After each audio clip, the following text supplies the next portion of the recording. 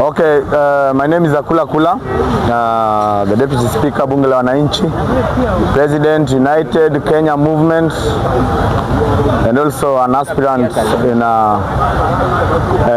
the forthcoming election. I've heard that the President wants to bring back Morara Kebaso, a con man. President anataka kurudisha Morara Kebaso akuja ibie vijana tena. Na tunasikia anapanga kukuja kurudisha Morara Kebaso ndio adanganye vijana tena, apatie pay bill, wamtumie pesa aibe. We want to warn you, Mr. President. The youths are not with Morara Kebaso right now. Usijaribu kutuletea mtu tena. Akijaribu hata kukanyaga hapa bunge, tutanyorosha yeye vibaya sana.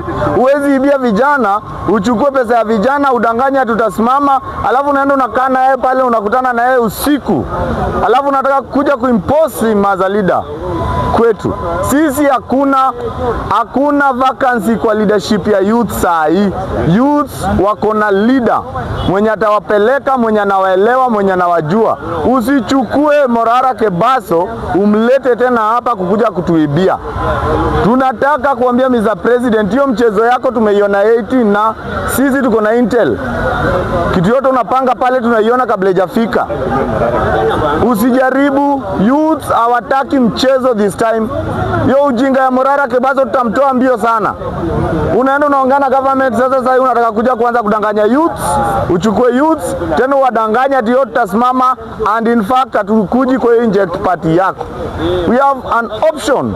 Tuko na United Kenya Movement yenye inakuwa formed saa hii na inakuja kutangazwa soon. So hiyo upuzi ambao unataka kuleta kudanganya nayo tena vijana, kitu unataka kuleta kuja kudanganya vijana, nyinyi na Kasmuel mlishaingia kwa serikali, kaeni kwa serikali. Hamuwezi kuwa mnashughulikia vijana wenye wako nje, wenye wanafinywa na mko ndani ya serikali. Hamuwezi tuambia kitu kama hiyo. So kitu nataka kuambia this ikuwe ni warning. Usijaribu kukanyaga nje na hiyo pumbavu.